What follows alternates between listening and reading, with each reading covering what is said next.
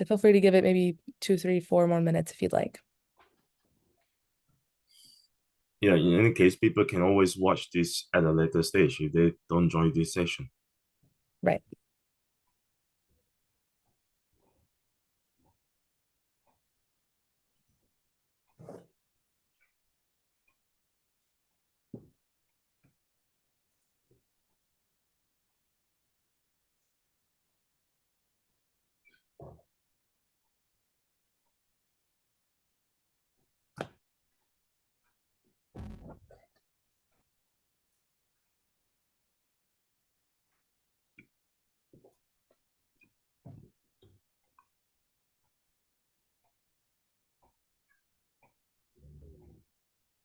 No.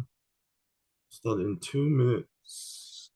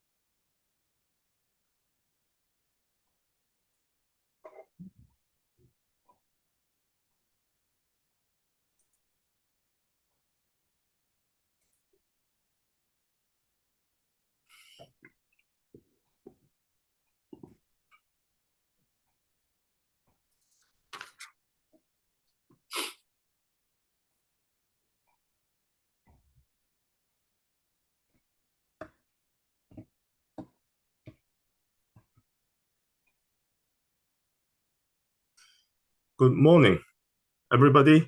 Hi, this is the session of Operation and Analytics. Welcome, everybody that joining us on this online event.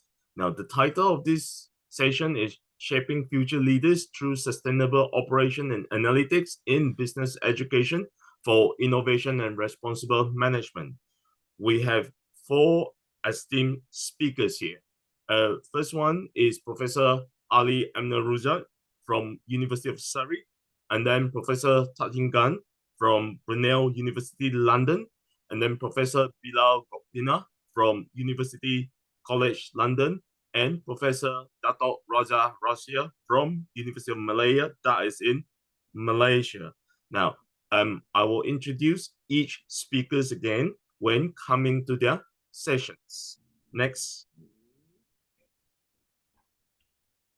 Now, the first speaker going to speak to us is Professor Ali Amruneja. Ali, I can never pronounce your last name. Just call me Ali. Professor Ali is a distinguished professor at Surrey Business School, leading the Center for Business Analytics. His research covers performance measurement, AI, and big data. Recognized globally, he has published over 250 articles, authors influential books, and served on editorial boards. He previously led the business analytic group at Aston University. Now, Professor Ali's link on LinkedIn is on the page. So shall I pass it to you on, Ali? Next slide. Okay, yeah, thank you. Ali, over to you. Thank you. Thank you, Colin. Good morning, everyone. It's a great pleasure to be here today at the Prime Global Forum, discussing the crucial topics of operations analytics, and specifically my focus is on net zero analytics and sustainability. As Colin said, I'm Ali Amruneja, Professor of Business Analytics in Practice and Director of Center for Business Analytics in Practice. Thank you, Colin, for inviting me to these sessions. Our journey toward a sustainable future is heavily based on the data when I want to discuss this today. Next slide, please. At University of Surrey, can you please press us to the next point? At the University of Surrey, we have Institute of Sustainability. And within the Institute of Sustainability, there are different programs. And one of the programs is called Sustainability Analytics, Matrices, and Net Zero, which I'm leading this program. It's a research program, but we are also involved with many industries, companies, and we are dedicated to fostering collaborations between operationals and reducing the carbon footprint, for example. This is all done by sustainability analytics, which can uncover hidden patterns, optimize resource utilizations, and develop strategies to achieve net zero sustainability. Next slide, please. So in this program, we all discussed that data-driven decision-making is essential these days. All companies manufacturing, producing vast amount of the data, which can make informed choices that significantly reduce environmental impact and enhance resource efficiencies. For example, integration of AI, optimizations, and machine learning all together can solve a lot of problems in the complex data sets to identify patterns that we previously unaware of them. AI machine learning, for example, could help us to optimize the energy usage, reduce the waste, and improve the supply chain efficiencies, all of which contribute to make more sustainable operations, which the topic of this session is. Obviously, this can be done by measuring key performance indicators that organization can track to assess the sustainability performance. The key performance indicators should be continuously assessed. The key performance is not, the key performance indicators that we measure is not only one-time achievement, but a continuous journey. Through the use of the data analysis and performance evaluations, organization can pinpoint a specific area where improvement can need to be done. For example, in respect of reducing carbon emission or improving wastewater or enhancing waste management systems, all of this can be done by data analytics. Next slide, please. You have to understand what is net zero in operations. Net zero aims to balance the greenhouse gases we emit with those we remove from the atmosphere. Achieving this requires significant changes in our operational practices. But a lot of this and predictions and calculation of the net zero can be done by data analytics, involving comprehensive emission measurement. For example, setting the targets, improving effective reduction measures. It's essential these days to invest on renewable energy and enhance energy efficiencies. So we need to measure the net zero in order to improve organizational resilience and competitiveness. Once we measure the net zero, we also have to take actions. The actions come from the policy alignments for regularity compliance in another crucial aspect, which this is very important. The organizations complied with the policies that in order to reduce the net zero. For example, the targets that COP28 has been set up for organizations. Next slide, please. The role of sustainability analytics. What is the role of sustainability analytics? Analytics, we said, is a powerful tool that can significantly enhance various aspects of sustainability effort in organizations, in manufacturing. This can be done by data analytics. This can be done by analyzing data. So this also allows us to identify inefficiencies and optimize the logistic at the same time. So once we identify the inefficiencies, we can optimize the logistic and also reduce the waste. This is the balance that I will discuss it later. So data analytics can help us in order to improve the supply chain, in order to identify the inefficient points and take actions. Obviously, measuring and managing energy consumptions with analytics is game changer. This is something that we can done by data analytics.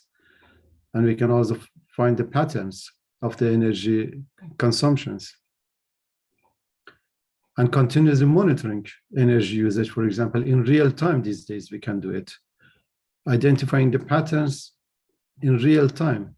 This can help us to reduce the wastes, for example.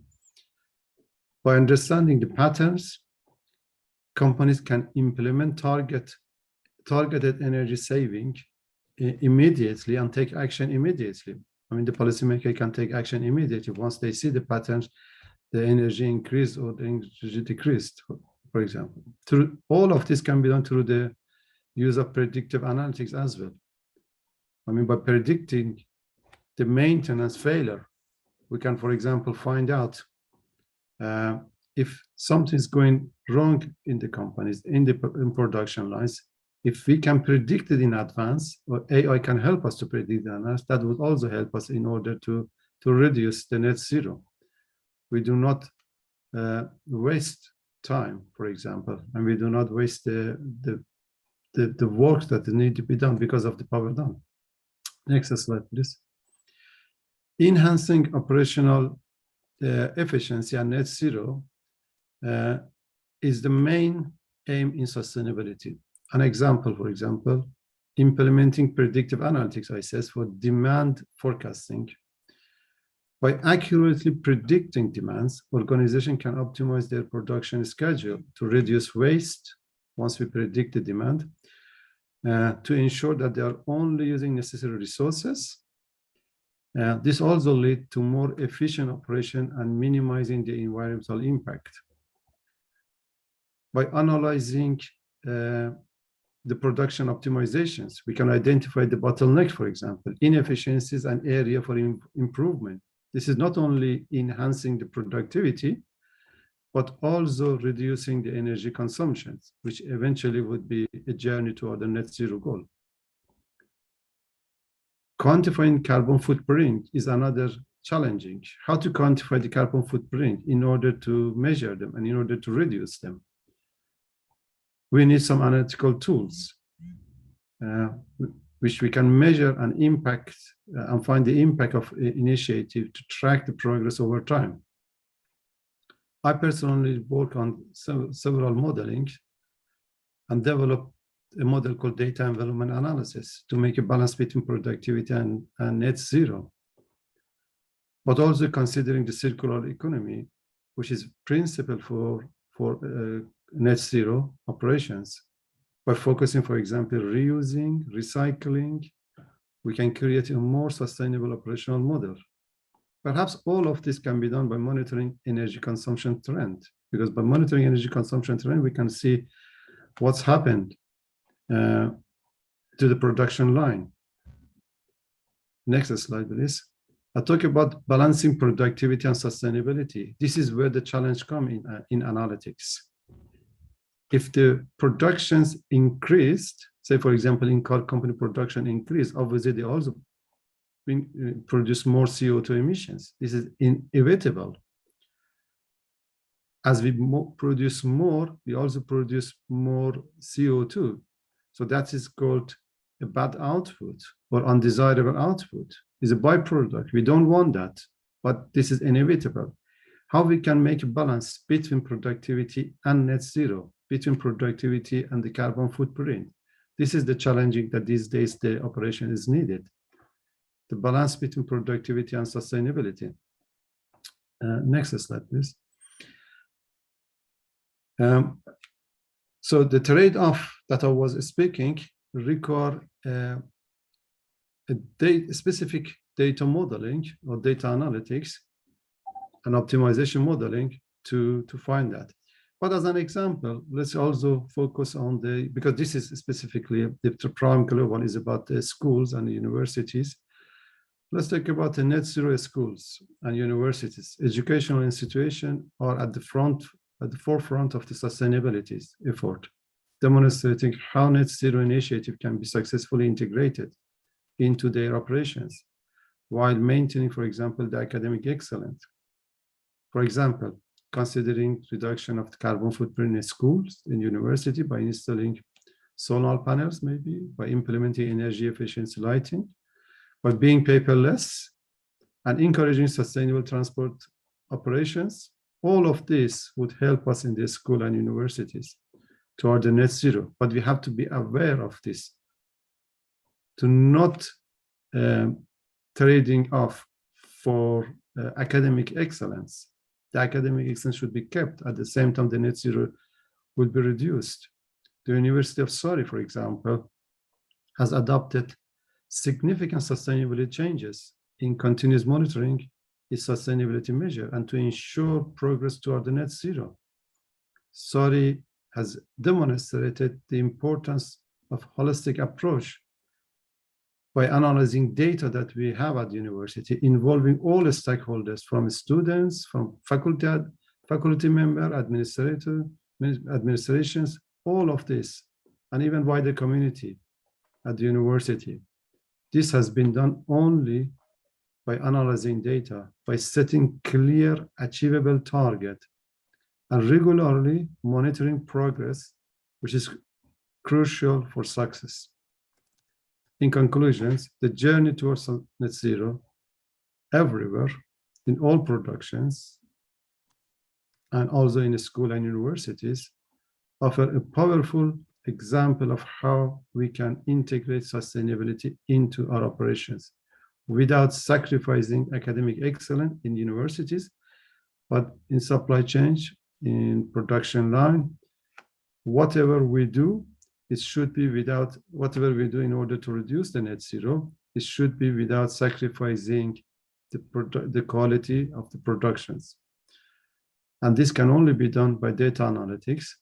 The models that we developed, myself and my colleagues developed it, and we published it. It's called eco-efficiency, which we measure the productivity alongside with the net zero at the same time. Still, the next slide, please. Still, there's lots of things to go. Addressing emerging challenges in net zero operations is something is open. There are many discussions, many papers academically published, but it's something that is still needs for improvement. Ali, 30 seconds. Times okay. 10 minutes. Thank you very much. I'm almost finished.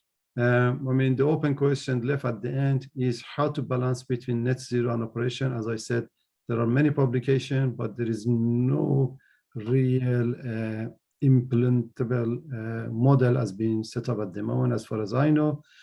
As I said, there are many publications, including some of those I published. Here is my LinkedIn.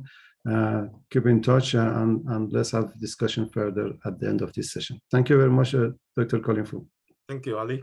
Shaya, next slide. Now we have Professor Tahin Gan. Now, Professor Gan, a renowned researcher and entrepreneur specializing in material science, engineering, and AI, focusing on sustainable and ethical technology. His work emphasized ESG principles and has earned global recognition. Gan's interdisciplinary approach bridges the gap between academia and industry, fostering collaborations that drive positive impact and promote sustainable innovation. Over to you, Gan. Thank you, Dr. Colin Fu. So, good morning and good afternoon, everyone. So my name is Professor Tahin Gan, and my background has always been in technology development. So from R&D, I move on to technology commercializations, and then later on towards more innovation.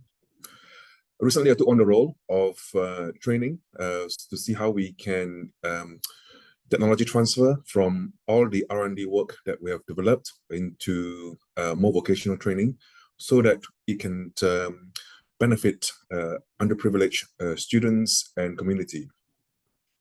So today I'll be talking about how TVET, which stands for the Technical and Vocational Education, together with the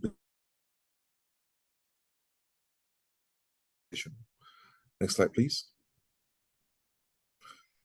So I've taken an example of what we call the TRL, which is the Technology Readiness Level. So as a technologist, we should be familiar with this TRL from 1 to 9. So basically from TRL 1 to 3 are very fundamental and research. So we see things from the blue sky point of view. PhD tends to be around TRL 1 to 3, these are technical PhDs, right? And then from there, we try to apply the technologies that we developed. So we move on the TRL from 4 to 6, and then later on, we go into development and deployment, which is 7 to 9. So when I try to link this to what we're doing at TVET and business education, so again, in a similar kind of approach where we try to pull up the TRLs from purely training, vocational training, together with education, how we can look into implementing new solutions and eventually commercialize the offerings to the community. Next slide, please. So I've chosen an example of welding. So why welding? So welding has been widely used, right, in manufacturing, in constructions. So of course, here we're focusing on manual welding, where you can see someone is holding a torch and try to weld, right? So, but nowadays we move on towards things like additive manufacturing, 3D printing, leading towards more net zero. As you can see, through welding, you generate lots of fumes, carbon footprint, which we try to reduce, right? But the whole world relies on welding and joining technologies. Based on the first principle, we look at the curriculums, how we can work together with the industries, for example, from the constructions, from the manufacturing, to see how we can build a cost-effective and net zero solutions for our customers. Based on that, we also built in entrepreneurship, where not only learning the technical skills, but they also learn about the business skills, right? In terms of how they can commercialize, how they can see things way forward. The way how we put them through the projects is very much on practical training, where they get to simulate a situations. It's very much linked to the real conditions, right? Through their early stage training. And definitely in terms of internships, it's important for them, where they get to expose themselves into early stage development, and they can see the future in terms of how the career path will progress. The next step shows you how from the business education and early stage training, we can move towards research. Next slide, please. We don't stop there, right? So as you can see, these are the classrooms, for example. Nowadays, we move on from real life practical experience into more augmented reality base, where we get to reduce the carbon footprint, but yet at the same time, also we get to train the hand skills of those individuals. Apart from net zero, we also look at how we can cost save in terms of materials, in terms of safety of the individuals. So we expose them into a lot of innovations from problem solving point of view into various types of research. At the same time, also, we'll build them up from the mentorship, from the entrepreneurship, how they can think forward to commercialize or to startups, right? How they can start up their own business going forward. Many of the candidates or the students, they tend to work for a company, but going forward with the TVET programs, they can set up themselves, right? And team up with the cohorts to see how they can build up a business on their own. We provide collaborations with the industries. So we have a series of network of partnerships from different sectors, from oil and gas, from nuclear, and also different other sectors that we can team up, right? And from there, they can be exposed into different sectors and different industries. Not only that, so apart from just industries, we also work with different academic partners where we can strengthen the academic skills. So apart from just hands-on experience, they also get to expose themselves into different sort of theories, in terms of different joining processes, because it's quite complex, right? There are different geometries, different materials, which the students need to understand, because it's not as simple as just take the torch, take the tools, and just weld. So the students also need to be exposed to different kind of conditions, harsh environment, which is quite complicated, right? Which they don't get to face if they are coming from just the university. Hence, this is why it's important that we focus on a blended learning between the academia and also the industry. Next slide, please. The next slide shows you how we commercialize. So apart from just, we can see that the training that we provide, we incubate them. So which means that we expose them into different environment, working with industries. So if you imagine this is from the TRL point of view, you can see we are pulling up the skills, the knowledge that they have gained through the learning platform, and how they can eventually expose themselves and commercialize either the skills that they have learned or themselves through the business that they would like to set up. We will provide incubation centers or knowledge in terms of how to set up a business, mentorship, and working with different partners. We could also look into funding and investment for our candidates. Workshops are important in terms of how they can set up opportunities to provide their skills, and also how they can provide services to the community and develop a business plan, right? So as a new market entry, certainly they're quite new to the opportunities, and we will equip them with the right knowledge and skills in terms of market research and also sales and marketing approach to the community. Next slide, please. So certainly it's not easy. So although I've explained the situation, it sounds like it's easy to be done, but there are certain challenges that our candidates have to face. You can see that firstly, risk adverse, because they are quite young and quite new to the industry. They will need encouragement, right, in terms of taking this forward. Resource limitation, as we know, they're individuals, there are lack of business skills. So certainly there's some encouragement, and also resource will be required to support them. And certainly lack of experience, right? Because they are school leavers, they are quite, could be college, but then they are strong technically, but not in a business sense. So the way how we do it is to provide solutions by giving advice, mentoring. We have a pool of resources that we can support, and also the networking platform that we have established. So this is key for supporting the students that we have. So to conclude, next slide, please. So you can see, certainly by building the entrepreneurship into the training programs that we have, not just practical training, is important for our candidates. So this will also cultivate the next generation skills that we will generate for our candidates, both from technical and also from business point of view. Be it if they like to set up their own business or to join a company, at least they're equipped to serve the industry, right?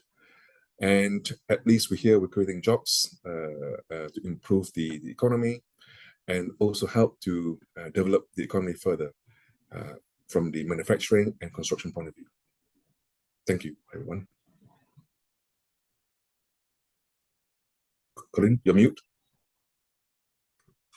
Thank you, Professor Gan. Thank you for your topic, technical and vocational education and training research to commercialization.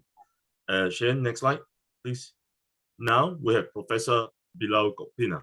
Now, Professor Bilal, professor at UCL School of Management, focuses on innovation, technology management, and digital transformation. His award-winning research on automation, robotics, and human AI interaction is published in top journals and features in major media. He teaches globally and collaborates with leading firms and institutions. Over to you, Bilal. Thank you very much, Colin. Good morning, good afternoon, or good evening, everyone, depending on where you are located. It's a pleasure to be in this panel with distinguished colleagues from across universities. In this presentation, I just would like to give a high-level overview and some individual maybe perspectives on AI automation and the future of work, especially from an operations management point of view. Next slide, please. Yeah, let me start maybe with a quick quiz here. So how many puppies are there? How many little puppies are there in this picture? Maybe let me give the participants maybe 5 to 10 seconds, and let's see what your estimates will be. How many puppies are there? Is that a puppy or a muffin? That's a bit of the tricky question here. 8. If I can count 8. the 3 puppies in the picture as 3, then yeah, it's more. 12. Okay, yeah, there was actually one picture with 3 puppies, right? So next slide, please. The correct answer is 10. We have 10 puppies in this picture. Again, in the bottom, there is one where there are 3 puppies, right? So I like to share this with my students, kind of, just to illustrate actually how we human beings, especially under time pressures, right? There is a certain level of errors that we make. It's around 5% in a task like this. And actual algorithms, not just far ago, just almost like 10, 15 years ago, the error rate has been around 30%. But then, as you can see in this graph, algorithms have been improving their accuracy in a very impressive way. And these days, actually, they do much better than human beings, right, in many of these tasks. And really, if we think about really what is the underlying phenomenon, kind of we are all familiar with how advances in available data, these large training data, and how it really led to significant improvement. So that now these days, in many tasks, machines can perform, they can outperform human beings in many tasks that just maybe 10, 15 years ago, we wouldn't have imagined. So based on this, kind of, I will be making some observations. But maybe let me kind of take a little step back and think about and discuss some of the background in automation that we all in operations management as colleagues, we are, I would say, quite familiar with. Next slide, please. Yeah, the word automation, it is not new, actually. I did some research a while back, and I was quite surprised that the word automation, it was introduced to English language in 1946 by one of the vice presidents of engineering at the Ford Motor Company. Right, and then since then, next slide, please. I think there are a few, yes, and the next one. Yes, so investments in robots and in automation, we all know that they contributed significantly into productivity in pretty much all economies. And according to many analysts, right, there are around 30% GDP growth per capita from 1993 to 2016. So we have been seeing this huge improvement, this huge productivity gains, of course, that made our life easier, that improved the products, how how quickly, how efficiently we can bring these products to the customers. So in a way, automation itself, it's not a new phenomenon, right? It's been around for quite some time. Well, with AI, there are definitely some improvements on multiple aspects, but then some things are maybe quite similar. So based on this observation on automation, then let's see how maybe more recently, how different companies, different organizations have been reacting to this phenomenon around automation, robots, AI, etc. Next slide, please. On one hand, Elon Musk, this is actually just a few years ago, I think 2018, when in Model 3 production in one of their gigafactories in California, when they have been experiencing these huge issues with production, with quality control, etc. Elon Musk mentions, right, excessive automation at Tesla, and at the time it was the most automated, the most robotics-heavy manufacturing plant in auto. He said, yes, excessive automation, it was a mistake, and humans are underrated. Well, this is actually, I would say, quite a modest and humbling statement by Elon Musk, who is not known with making modest statements. So I think this is a quite an important observation. And I would like to expand on some of these ideas actually in the later part of my presentation. So this is one aspect. And if you move to the next slide, please. And again, just a few years ago, we have seen in a report by Roland Berger, one of the consulting companies, they mentioned how Toyota right, that we all know are associated with Toyota production systems, the lean manufacturing, kind of transforming in a way how manufacturing has been done in large scale. They have been taking a different approach to automation. They report how Toyota, they have been replacing robots and bringing back people into their production lines and kind of highlighting how they are putting faith in human innovation.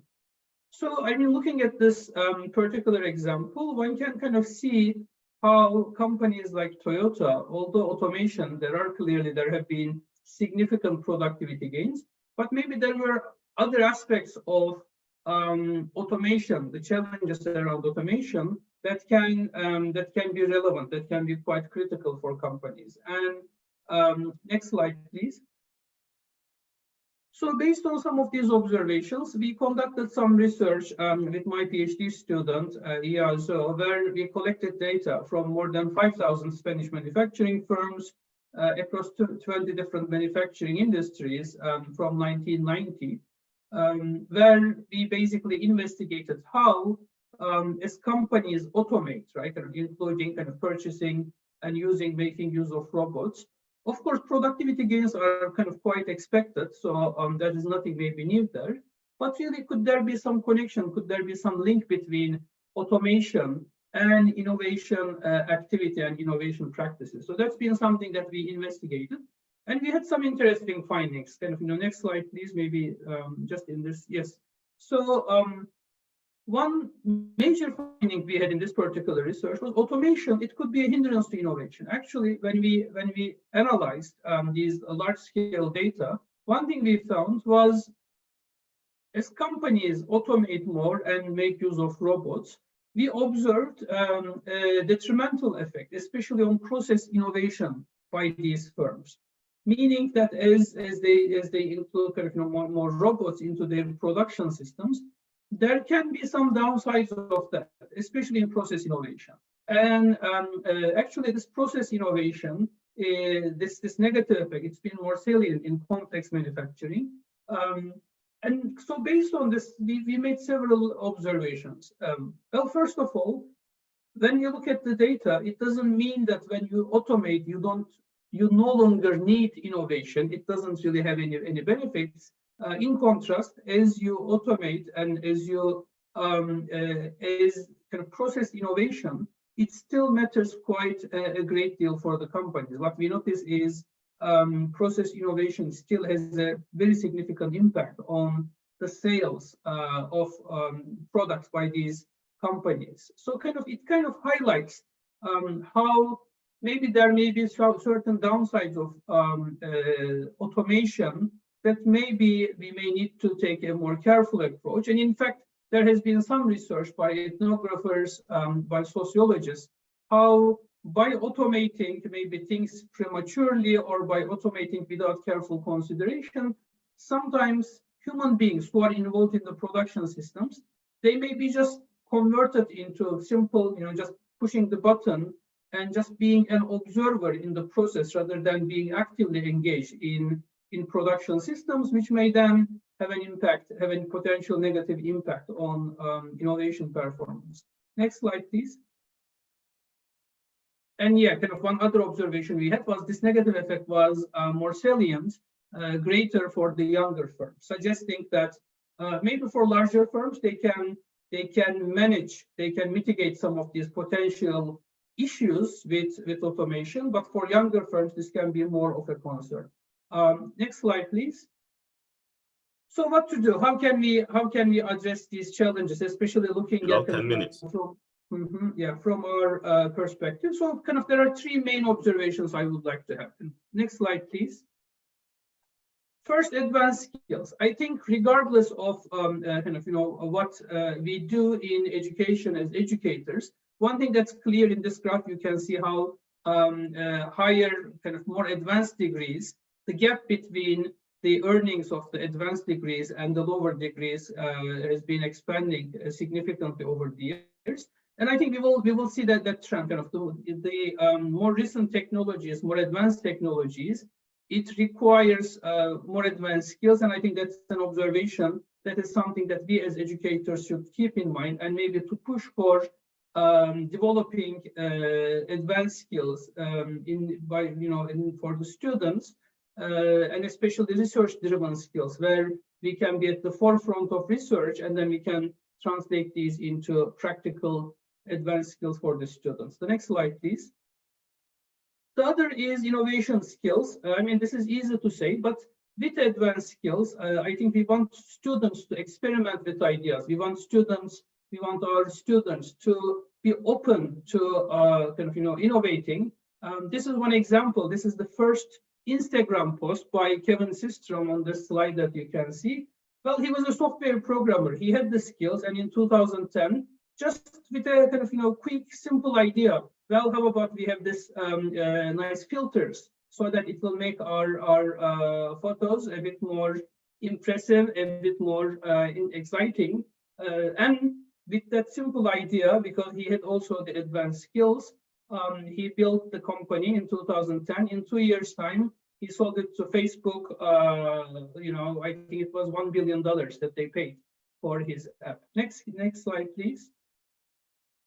And the final one is the social skills. If we look at even like, for example, a radiologist, right? If we look at the particular tasks that are conducted by a radiologist, only one of them is reading medical images. The rest are coordinating care with other healthcare providers, or communicating with the patient, explaining the diagnosis, coming up with a plan, communicating that plan effectively. So I would say social skills, similar to innovation skills, would be more important, more relevant as we see AI and automation being more common and applied across different industries, across different sectors. So my basically concluding point is that I think with the AI, with automation, there are these three key aspects: basically advanced skills, innovation skills, and social skills that we as educators, especially in business management, we need to think harder to enhance and to help students develop these skills. So I will be happy to discuss these points in the Q&A session. Thank you all very much for participating, and I look forward to further discussions. Thank you very much. Thank you, Professor Bilal, for your topic, AI, automation, and the future of work. Now, we have Dr. Raja Russia. Professor Raja Russia, with a doctorate from Cambridge, has held leadership role at University of Malaya and University of Malaysia Sarawak. Currently, he is the executive director of the Asia Europe Institute at the University of Malaya and holds fellowships at Cambridge, UNU-Merit, and Oxford. He has received numerous international awards and is on the advisory board to the Finance and Prime Minister of Malaysia. Over to you, Dr. Raja Russia. Thank you, Colin.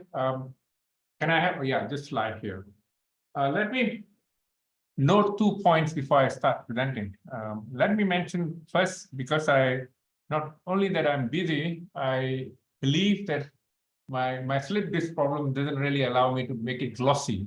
So my set of presentations will not be glossy. The second point is, apart from not addressing responsible management education directly, I'm really interested in bringing on what responsibility here means in the many projects that I've done for the UN. In fact, I'll be discussing 4.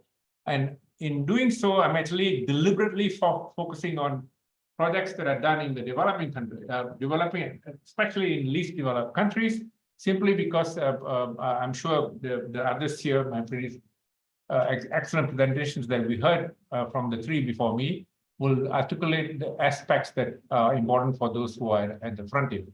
Let me mention that in the same UNIDO report that I did for UNIDO this time, leading the study for Asia and the Pacific Islands, I did also do electric vehicles for China, but I'm not using that in the examples here. Can I move to the next slide, please?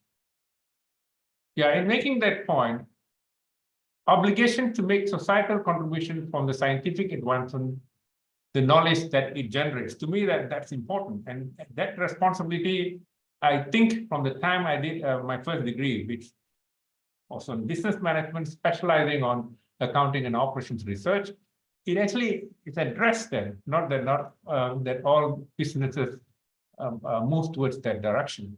The 7 principles of responsible management education are consistent with the tenets of UN's Sustainable Development Goals, and that's the sort of parallel I'm going to bring across now. Of course, I can go on to discuss something directly involved with management, something that I have to translate from my action plan in Timor-Leste, which actually deals with the execution of it in a way where it becomes responsible for the society there in the context of including how digitalization and climate change can be strengthened. Universities' duty to build social technologies from innovation by building societal bonds to solve societal problems. And we're talking about alleviating poverty, improving living standards, and mitigating climate change. This short presentation that I'll provide shall focus on the key elements of the principles of responsible management education to quicken the achievement of the UN Sustainable Development Goals. To me, this is important. That's the parallel link I'm trying to build here. Next slide, please. The focus of my research, I'm just picking out 4 here. I'm doing a lot more than that in the last few years. The first is the smartification of potash mining in Central Laos. It has 2 aspects of it, one of which is mining that is done 50 meters underground, which cannot be done by humans because it's dangerous. And the second thing, the temperatures are simply too hostile for workers. We have robots working there. The second part of it, the intensification of that, in fact, that's the fourth largest potash mine in the world, would mean that it will help fertilize farms, especially rural farms in Laos PDR, bringing about significant improvements to the livelihood of rural farms. The second one is startup scaling up operations to support food security in Malaysia. We've been talking about that intensely for very many years. Not much is happening. What's happening now is we have the government has put across technopreneurs, agropreneurs to work together, and their idea is to conceptualize and then fabricate both the drones and the robots to assist these farmers, so that they can actually. This is something that involves collaborative farming, where small guys are involved, but overall the scale, putting those small guys around, can actually elevate and expand productivity. The third one that I'm focused on, climate resilience initiatives to promote cooperation and conservation in the Pacific Islands. We're talking about islands that are distance more than 1,000 kilometers in some cases, more than hundreds of kilometers in some cases. It's relatively small islands with small populations with no capacity to support themselves. And what that actually means is that you need to see that there's conservation, and also the guarantee that the big countries across will not come and act as predators to feed into the stocks of fish that they have. We're talking about mainly tuna fishing, bluefin and yellowfin tuna. Of course, you also have skipjacks and so on, and then also to ensure that the mangroves are preserved. Now, what this means is that in 1982, they had the parties to the parties to the Nauru Agreement, but especially since 2007, when they actually intensified its use, that brought these countries together. And subsequently, the Vessel Day Scheme, which was important because these small countries are not capable on their own to go and do all this fishing. They neither have the gadgets nor the capacity to actually do it. What they do is to issue licenses so that you can expedition from Japan, Russia, US, all these big countries, including those among them who could do it.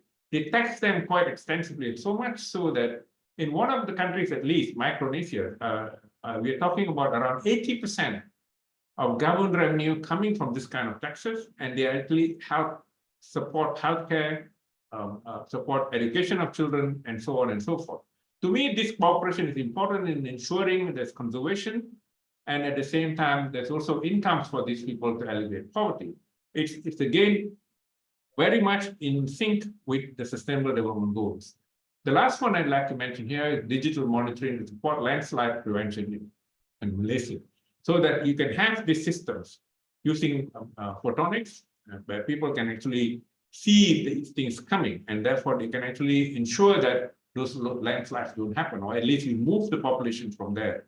This is a project that came from the Newton project, and if there are questions, I can come back to it. Next slide, please. Now, I'd like to emphasize the public good and the societal knowledge, nature of societal knowledge. Public goods, in the way it's defined in economics, is non-excludable and non-rivalrous. The first part, however much you control, even with intellectual property rights, somehow knowledge seeps through. The second part of it, once it's created, it's non-rivalrous. You can keep using it with no additional investments. Now, you need to then link it with regards to ensuring that we achieve the sustainable development goals. Remember the concept of global common. The global common says that whatever happens around the world will have a bearing everywhere. To save planet Earth, we have to take that notion of public goods. I'll come back to public utilities later. Public goods require special collective cooperation between organizations and countries to generate maximum societal synergies. Now, these are aspects that require that when you're talking about responsible management, you're actually tying these up so that there is a parallel, there's a link, there's a network of countries working towards that so that society as a whole can be protected. Research, in making that point, research must go beyond markets to reach society. It cannot just be defined in dollars and cents. It has to also ensure that society is given preference over dollars and cents. And even though we may talk about productivity, indeed, we need to raise productivity all the time, it cannot compromise on what society needs for planet Earth to be safe. Next slide, please. Now, let me also distinguish public goods from public utilities. Public goods and public utilities are different simply because the first one is non-excludable and non-rivalrous. The second one is excludable and rivalrous. It's just like if you need to have access for students to go to school, you cannot just say one school is enough and therefore thousands of students can get there. Or healthcare, you need treatment, you need doctors, you need facilities, equipment, and so on. If you want to expand the service you provide for people seeking treatment, you need to expand on that, which means to say, no wonder we have lots of private schools now, we have lots of private health clinics and so on, which, if not regulated effectively, will exclude those people who cannot afford it. So what it means is that responsible management should focus here on ensuring that the bigger public good, the global common, is not compromised. That's an important point. Unlike the first one, the second one needs to reach everyone too. But if you leave it to market forces, just prices, you'll end up seeing few enjoying it, many excluded from it. Research at universities must address the extent to which projects approved for funding generate public goods and public utility synergies, focus on sustainable development. For example, if I'm in a committee evaluating research grants, I would first like to look at what contribution would that research make to society. Only then I'll focus on the scientific contribution. Of course, a lot of them have scientific contribution, that's important.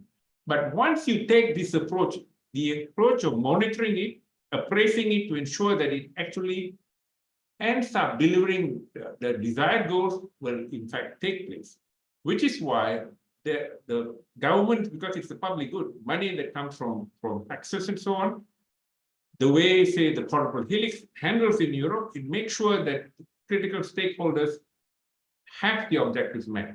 Civil society will obviously focus on poverty and climate change. Next slide, please. This is my last slide. Colin was very much worried about the fact I might exceed 10 minutes. And therefore, so I have not exceeded it. Let me come back to that. Responsible management and education must embrace sustainability issues throughout the research chain, both ways. Responsibility management must surely be there, management education. It's not just the part that talks about delivering it, the conception of how it's even created becomes critical.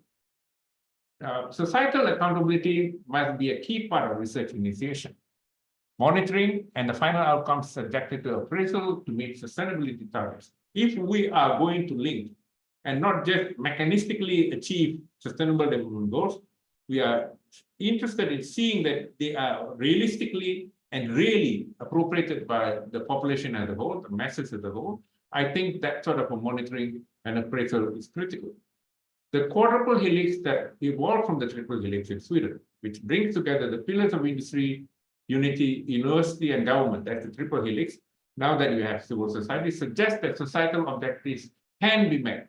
And management education, and we are talking about responsible management education, has a very important role to see that this message is taken across, not just in classrooms, but also in policy making.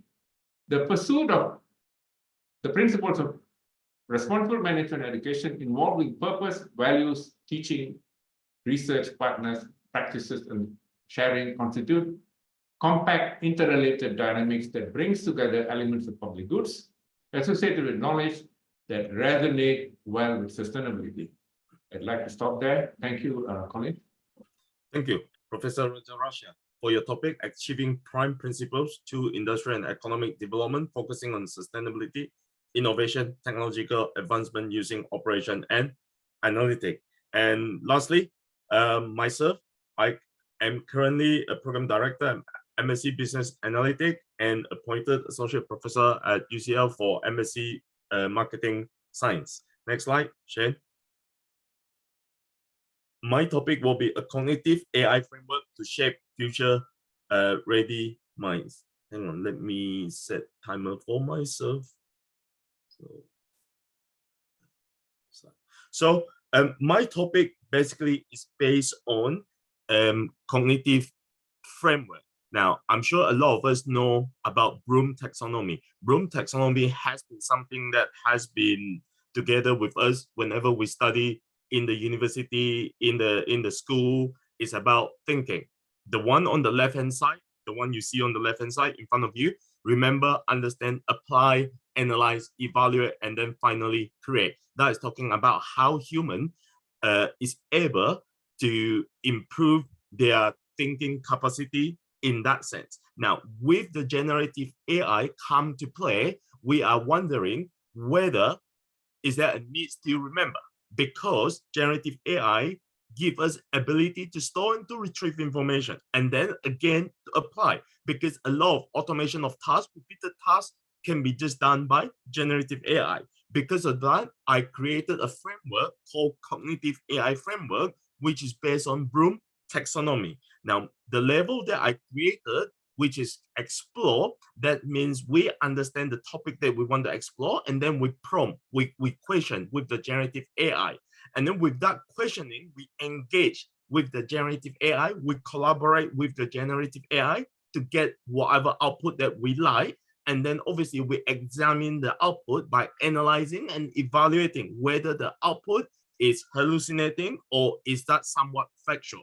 And then based on that, we formulate, means that we decide and create a new algorithm or new output based on what is given to us by generative AI going through the below tree process. And then finally, we reflect whether the output that we're going to provide, we're going to produce, is that in line with the value of the society, the sustainability issue, the ethical issue, and so on. Next slide, please. So now, this is how a lot of speakers before me have spoken about Prime 7 principle. As we can see here, there are purpose, value, teach, research, partner, practice, and share. Now, how are we going to apply this together with the cognitive AI framework so that we can teach our youngsters so that they can prepare themselves better for the future challenging that they are going to face? Next slide, please. Now, as we can see from the cognitive AI framework on the left, now explore. To me, how do we apply this for Prime? For example, explore. We need to teach our students in the university or in the school, how do they manage to explore the implication of responsible management education through AI-driven insight? One thing, because this track is about operation and analytics, obviously analytics can be very, very helpful here. So whatever purpose that is in line with our Prime management education, we could use explore to help us, especially leveraging on generative AI. Then we move to the next stage, which is engage student in understanding and practicing organizational responsibility through AI collaboration.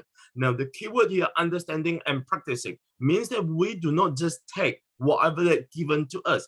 But the students have to truly understand what our organization responsibility is. Now, this organization responsibility, we're not just talking about one institution, but we're talking about our community, we're talking about our society. And then moving on to next slide, examine AI output analytically. As we were saying, because this is AI, they can create answers that is not even factual. So it's up to our responsibility to teach our students how can they examine output analytically in the context of responsible management education, so that they can help them to foster critical thinking. That would be aligned with teach in the prime 7 principle. And then moving up, we use AI research to formulate innovative and ethical solution in operation and analytics. Formulate here means we decide, we create something out of what we know, now collaborating with generative AI here. Obviously, that involves research. Not only AI research, we do our research as well. So there is a collaboration. Then move up to the final level, to the pinnacle of my framework. What I suggest is to partner with diverse stakeholders to reflect on and enhance the ethical use of AI in responsible management education. Now here, we're not talking about one sector, we're talking about multiple sectors. Then we practice, we literally deploy what we have produce and practice responsible AI management and share outcomes for collective learning and improvement. So this is a simplistic way of looking at my framework and for principal responsible of management education. Next slide, please. So to me, this is new experience that our university and our education system going to have for our students. As you can see, our student will be able to analyze, problem solve, passive to become active learning, modernize teaching methods, and student would be able to reflect learning, knowledge creation, theory with practicality, instant feedback, and customized content when we move up the framework. Next slide, please. In the end, it is hoped that all this can help a students move from pedagogy to pedagogy. Pedagogy means a teacher center. Andragogy means a learner center, self-directed. Pedagogy means students truly take full control of what they learn. That is by moving from Bloom taxonomy to a cognitive AI framework with the help of AI, again, in the context of principle for responsible management education. Next slide, please. And I believe in the future, we could use this framework together with PRME to tackle neurodiversity issue that we are facing at the moment in our generation. Next slide, please. So I truly believe this is a new era of learning. And thank you, ladies and gentlemen. I believe that is my last slide. So any question, please type your question into Q&A. Anybody for all our 4 speakers, please. Let's see. If there isn't, we have another 7 minutes. Let me quickly to go through each speaker. I will ask, hopefully the answer will last for 1 minute. Where is my question? Oops. Where's my screen?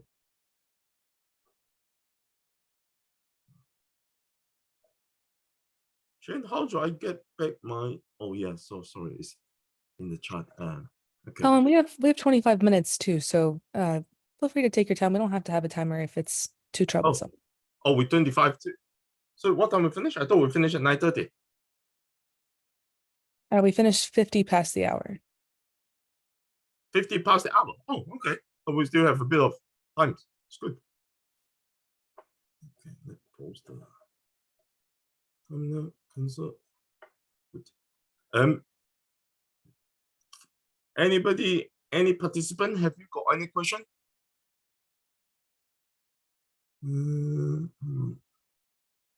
Can I, the first question, can I go to Professor Raja, please.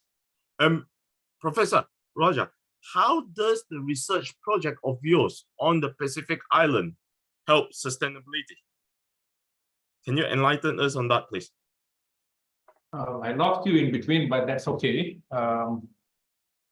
In fact, all the presentations now and then I don't seem to hear, but coming back to the Pacific Islands, you have a situation where 10,000 square kilometers separate the whole area involving several islands there, the Pacific Islands. We're talking about small islands like Cook Island, Micronesia, Tuvalu, Tonga. Tonga is a bit bigger, Fiji,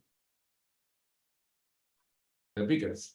Now we're dealing with small populations, often exposed to tough climatic conditions. And the small population with low levels of education means that they have very little capability on their own to address climate change problems. Not just climate change problems, even to survive. Now we have two important developments. A lot of it actually emerged from civil society's concern about the weather there, concern about how people live, concern about the world itself, because it's a global common. If something happens there, the rest of us are also doomed. What they've done is, the first thing they did was 1982, but didn't attract much attention. They had this parties to the Nauru Agreement to cooperate between themselves, but they weren't clear as to what was to be done. But in 2007, they took responsibility to move ahead. And that subsequently led to the Vessel Day scheme, which actually allows these small countries, including, say, now we have Timor-Leste, which is in Southeast Asia, with a population slightly more than 1 million, themselves not capable of doing mass fishing on their own, or even conserving fish so that only the fish that can be caught are caught, which means to say they cannot do trawler fishing and a whole range of things that are harmful for fishing stocks. That managed to ensure that conservation improved, conservation levels improved. By issuing these licenses, the government themselves also accumulated enough money, and in the case of Micronesia, allowing them to fund healthcare, to fund schooling, and a whole range of things. So what we have now is we have a solution for them. May not be the greatest of solutions, but that actually supports sustainability. The fact that we can continue consuming the bluefin tuna, the yellowfin tuna, the skipjack tuna, and a whole range of other fishes. But at the same time, seeing that the people there themselves have in their livelihood, which means to say we have poverty alleviation, we have increased standards of living, better literacy levels, and so on. So I believe this is an initiative that has brought about sustainability in that region. Of course, much more can be done. Thank you. Any participant like to ask follow-up questions or any other questions? No? Then next one, go to me. Again, always me, the one asking question. Next one, go to Professor Bilal. Bilal, considering the need of the skill that you mentioned in the age of AI, how do you believe that we educators better prepare students to develop and use these skills? Thanks very much, Colin. I think kind of in a way, you partly provided the answer already with the nice framework that you provided in your session, in your presentation. I think there are a few things that we can maybe think more and maybe think a bit more carefully. Right, the three skills that I highlighted, which are the advanced skills, the innovation skills, and the social skills. So going to the first one, right, in terms of the advanced skills, I think as educators, we have the responsibility to train the students, I think, with the most advanced kind of, with the most cutting edge tools and frameworks that they can use in their professional careers. And sometimes as educators, right, we do experience some of these challenges in that students may not necessarily appreciate, right, some of the technical training, especially I think these days in the age of AI, generative AI, when a Gen AI tool can provide an answer, then what is the point of really knowing those advanced skills? What is the point of training with these advanced methods? I think sometimes it can be a bit of a tension, and I think it puts the burden on us as educators to motivate also why these skills are so important, and why right, kind of even in order to right, going back to some of the points that you mentioned, in order to evaluate, in order to critically reflect on those, our students need to develop these skills too. So they cannot just simply outsource this thinking process. Some time ago at Heathrow Airport, I have seen this HSBC word where they said our most valuable intelligence is not artificial. So I tend to agree with that statement. I think as organizations, as individuals, our most valuable intelligence, it's never going to be artificial. So I think we really need to develop those skills. So that's the first thing. The second one, in terms of the innovation skills, I think, especially in our program designs, in designing and developing new programs, I think we should think very carefully about how we can emphasize, how we can enhance students' skills, and this can be in the form of letting students experiment, letting students really come up with their own products or with their own solutions, and I think it means that we need to give maybe a bit more agency, a bit more autonomy to the students, and hopefully with impactful ideas, with impactful maybe prototypes that they can come up with as part of their programs. Well, of course, that can be a lot of work for us, but I think it is important to enhance students' skills on those dimensions. And finally, in terms of the social skills, I think that's also something that can be underestimated. And I think as educators, it is really on us to make sure students, they do develop these social skills. It can be interacting with other team members, putting them, giving them opportunities to enhance these skills. It can be social skills, not just within an academic framework, but also giving them opportunities for interaction with other companies or with other policymakers or public organizations, so that they can, by the time they graduate our programs, they not only develop these more analytical or technical skills, but they do have these natural social skills. And it may require us to rethink some of the courses, maybe making sure that we are giving them sufficient opportunities so that they can develop these skills. Just as a quick example, I tend to put my students in random teams in my classes, and oftentimes they complain, right? Why am I not in the same team with my friends? Why are you putting me in a random team? And I always tell them, well, look, in the corporate life, you cannot choose your teammates. You need to learn, you need to develop skills to negotiate, to work with people that you may or may not like. So I think it is important to help students develop these social intelligence, if you will, as well. So these are my quick sense on these three aspects of advanced skills, innovation skills, and social skills. Thanks very much, Colin. Thank you, Bilal. Participant, any follow-up questions? No. Then Professor Gan, I come to you. I believe what we talk about here, we talk about generative AI, we talk about augmented reality. Now, TVET, I think to me, okay, is pretty much, maybe because TVET is quite practical, so it's pretty much, I believe, shield from all these GI interaction, augmented reality interruption. But in your view, in your expert view, how is the development of augmented reality affect business education and TVET in particularly? Thank you, Colin. So, so I've chosen the example of, let's say, welding as the case study, right? So as we know, with welding, I mean, certainly someone will be exposed to fumes. The environment is not nice, as in dirty. At the same time, also, certainly that will affect the carbon footprint as well, right? When looking at materials as well, so as you know, materials are getting scarce. So we can always recycle the materials, reuse the materials for training and other purposes.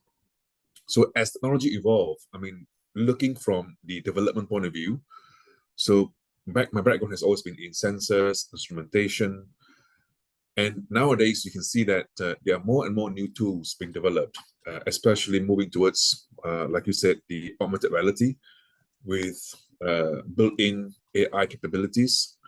So this will certainly help to with the training that we have developed. So far we're piloting a few tools with a few suppliers that we have. So these tools will help to eliminate those kind of challenges, like with the environmental issues, materials, especially for those candidates that are quite new to the environment, right? Because if we subject the students or the candidates to, let's say, welding programs at early stage, there'll be lots of wastage. So you can see that, you know, the students will weld materials in a different configurations. They'll expose themselves to harms and danger without knowing all the protocols. So certainly nowadays, the utilization of the AR has helped a lot. So building up their muscle skills, their memory skills at early stage, right? So that they don't have to be exposed to those kind of environments straight away. At the same time, also what we've done or what we're looking at is to work with manufacturers or suppliers to develop generative AI tools to see how we can train the candidates, not just on technical capabilities, but also in terms of simulate the conditions on business environment, right? Like how this can be taken forward, not just in technical terms, but also how it can be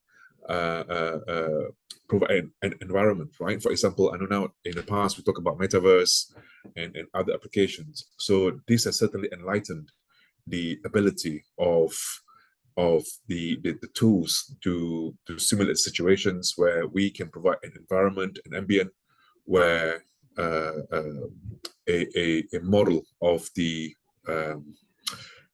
situations can be provided to the candidates. So I hope that answers the question, Colin. Thank you, Professor Gan. Ali. Colin, oh, sorry. Yep, sorry. Can I have a question with Professor Gan? Go on. Yes, thank you, Professor Gan. I have a few PhD students who are working on TWET. They are looking at the proliferation of AI and digital competence in AI in TWET, and in doing so, they're actually making a first benchmarking with the dual training system of Germany and the quotient system of Japan. Now, my question really is, do you think that's the right way to go?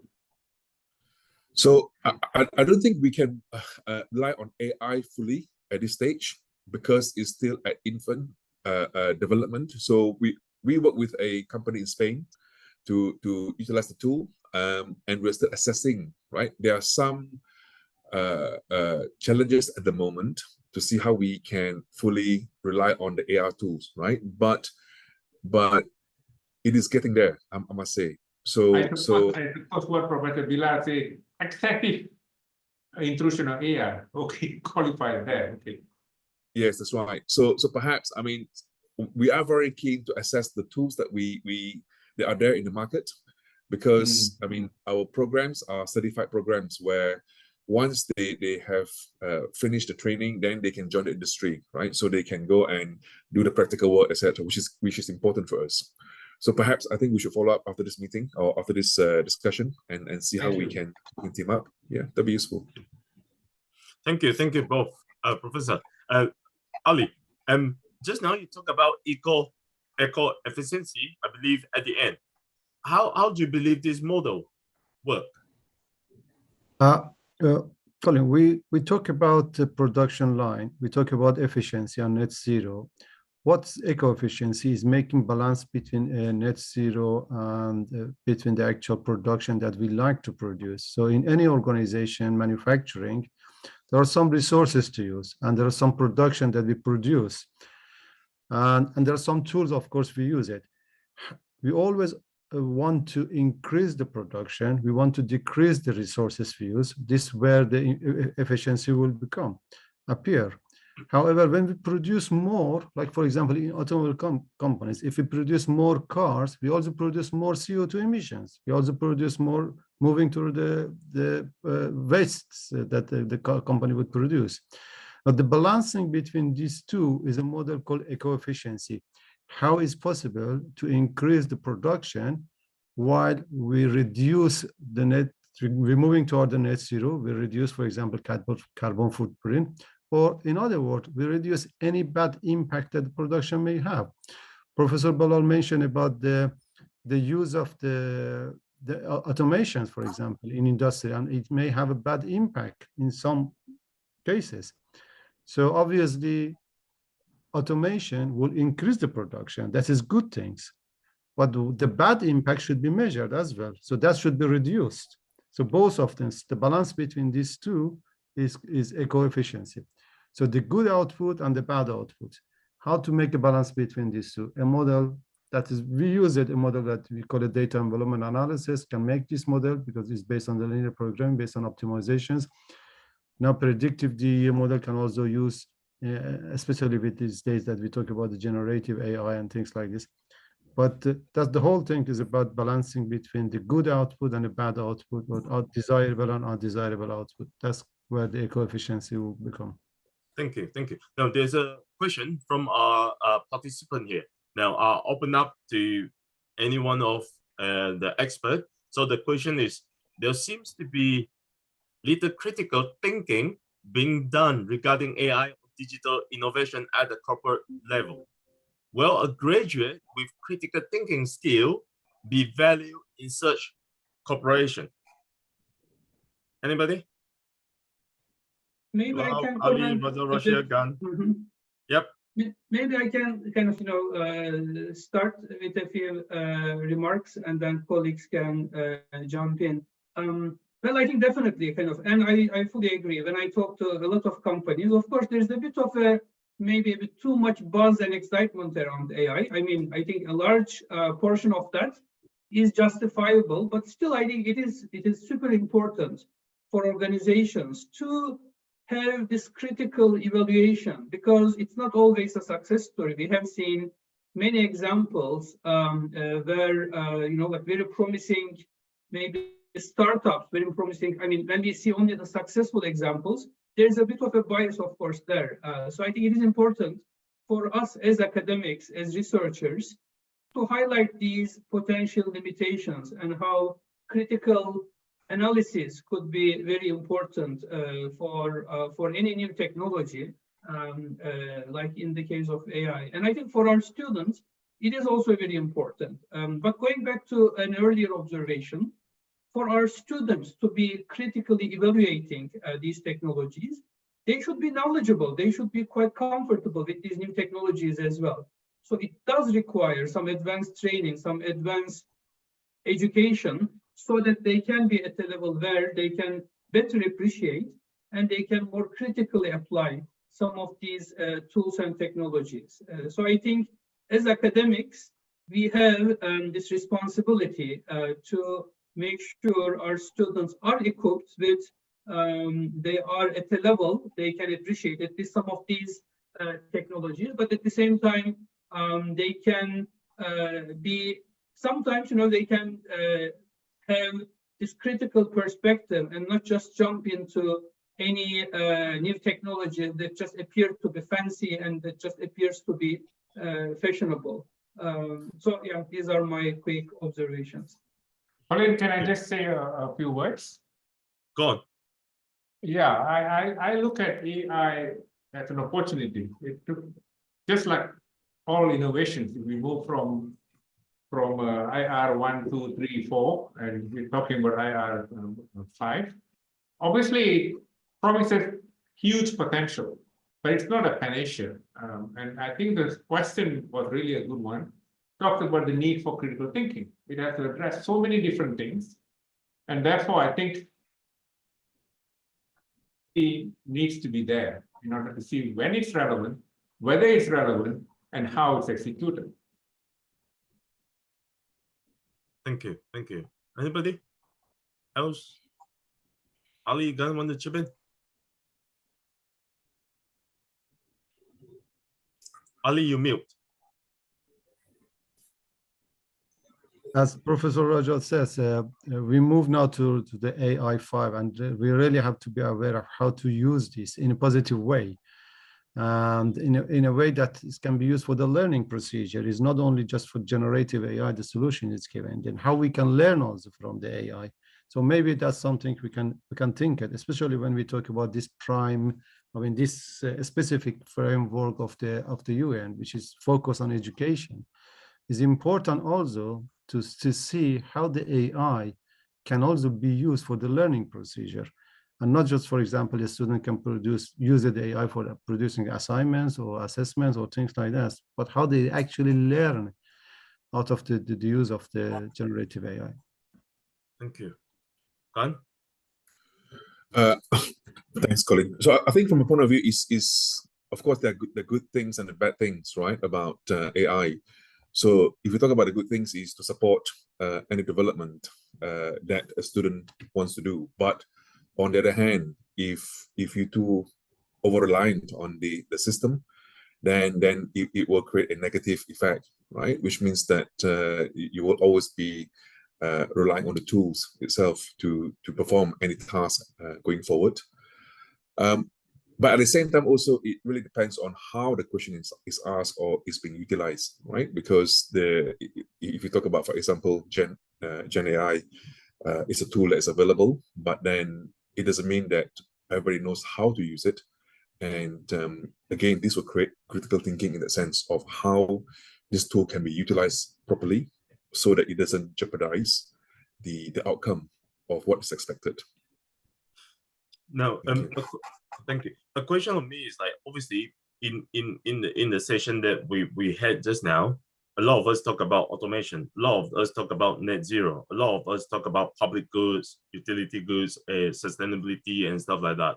Now, generative AI, obviously, in order to do that at the back end, they have to use a lot of machine power and stuff like that.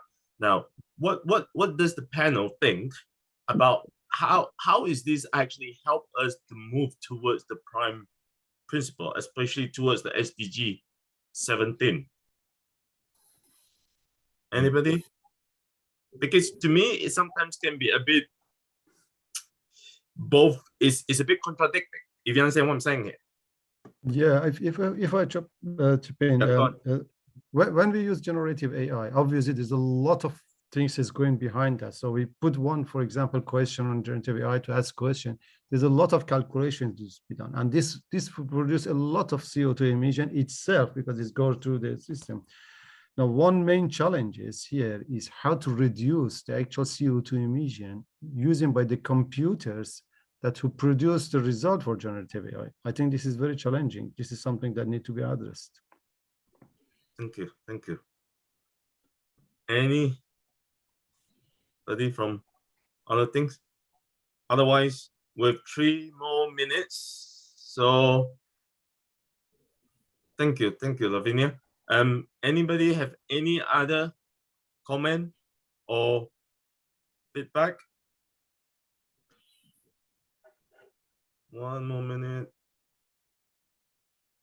Otherwise, I'm really thank you everybody that take part in this, and I'm really honored to have 4 professors. Now I can call them my friends. Ali, professor at University of Surrey, Gan, professor at Brunel University London, and Bilal, professor at University College London, and Dato' Raja Rasya, professor at University of Malaya. I believe it is our honor for PRME to have 4 of you expert here in your own field to be with us today and share your insight. And the recording, I think, will be made available to the participant. So for people that who missed this session, they will still have chance to hear your insight.